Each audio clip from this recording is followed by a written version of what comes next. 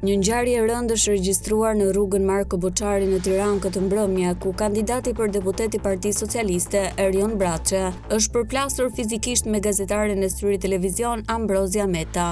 Meta ka konstatuar një zyrë me punonjës të administratës për të cilët shprehet se ishin në rolin e patronazhistëve dhe duke punuar për vota bashkë me Braçen. Nga ajo zyrë të gjithë personat kanë dalë dhe janë larguar duke vrapuar, ndërsa deputeti Braçe është përplasur me gazetaren Meta. Si jeni aty? Na thoni prapë se jeni aty. Ti dhe ky banditi tjetër këtu. Edhe ky banditi. Edhe ky banditi. Se i ke prek.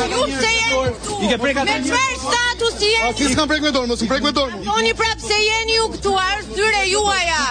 Erion, A është zyre juaja? Nuk të llogaris për njëri. Nuk të llogaris për njëri po them. Ik se s'të llogaris. A është zyre juaja? A mund të na thoni? Në këtë vendngjarje kanë bërritur një nga një të gjithë kandidatët e Partisë Demokratike si Belind Kolliçi, Adriana Kalaja dhe Albia Elezi. Më vonë janë parë edhe efektivët e forcave shqiponja. Megjithatë, Kalaja dhe Kolliçi pretendojnë se ardhja e policisë ka qenë shumë e vonuar dhe se çdo material zgjedhor e paratë që mund të kenë qenë atë zyrë janë zhdukur nga vetë socialistët. Braçe nga ana tjetër pretendon se është zyra e tij personale.